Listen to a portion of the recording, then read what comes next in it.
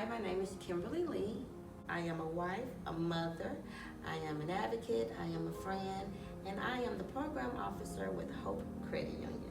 I live with sickle cell disease, and I'm here to share my story.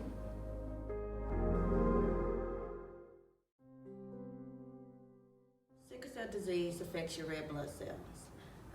Those that live with sickle cell disease, their red blood cells are shaped like a sickle, and they can get clotted, which form pain and complications throughout the body.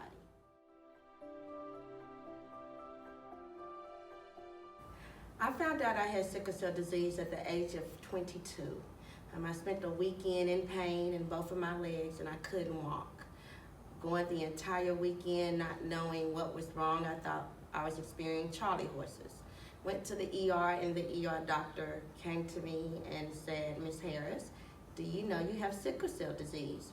Well, I knew I had the trait because I had an early pregnancy, and that's when I found out I had the trait, but I knew nothing about the disease.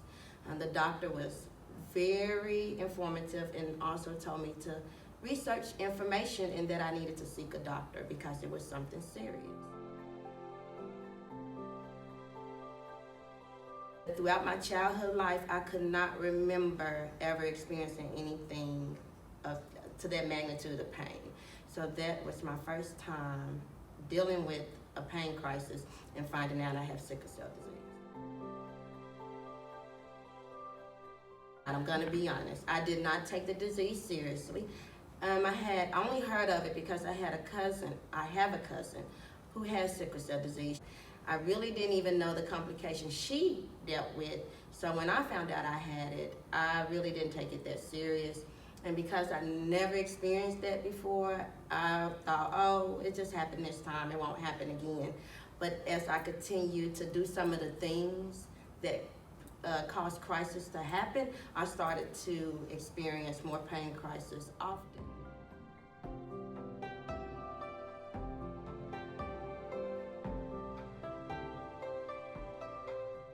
Well, it was in my early 20s, so of course I was a party girl. So I did a lot of drinking. Alcohol dehydrates you, so I was doing a lot of that. I was going busy, not watching anything as far as getting too hot, the changes in the weather, changes in the temperature, stress. I had 2 young kids at the time, so some of the things that I did read about that would provide a crisis, I didn't even modify my behavior. I just continued to live life as if I wasn't affected.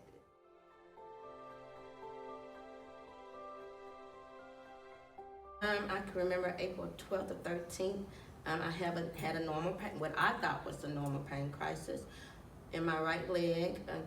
It hurt for a while. I went to the ER, but as the days went on, the pain got worse and it never stopped.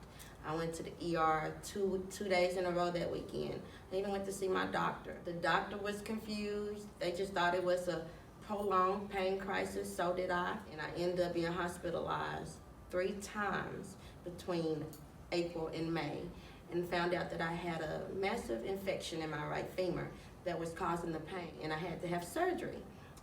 Very shocked. I was very shocked. At first, I was so against it because I didn't understand how did I go from a pain crisis to a surgery. But I found out this is another level of sickle cell disease that we have to experience. I was in the hospital for 29 days, the longest ever. I said I was diagnosed at 22, I'm 39 now, so throughout my adult years, that's the longest I've ever been hospitalized, the longest I've ever been in pain.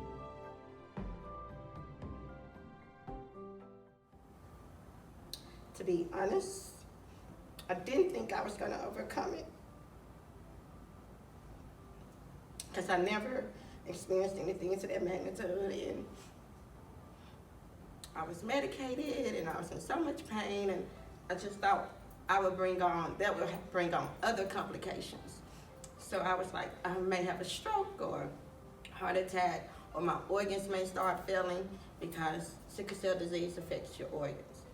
So I was sad, I was depressed, I was angry, I was scared.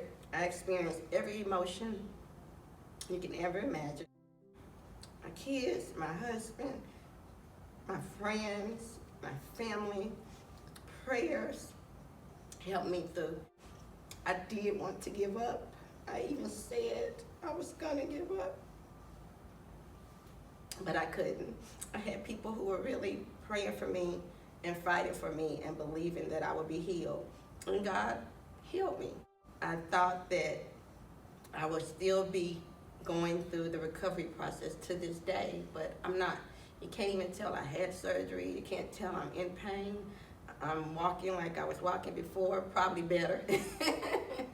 And I am not letting those 3 months, 4 months prevent me from continuing to live the best life that I know I can live with sickle cell disease.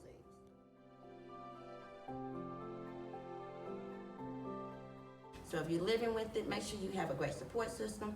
Make sure you have someone that can advocate for you, because I know how it is when we go to the hospital. I know how they look at patients that live with sickle cell disease. I get it too, but I speak up for myself and I let them know I wouldn't be here if I didn't have to be here.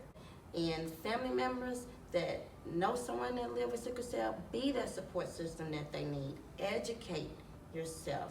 Learn more. The internet is your friend. There are support groups, there are organizations nearby that can also provide you with the tools and resources.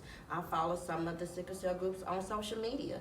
They have some on Instagram, Facebook. Link up with those. They still provide information, tools, and research and contact numbers for anyone that needs help.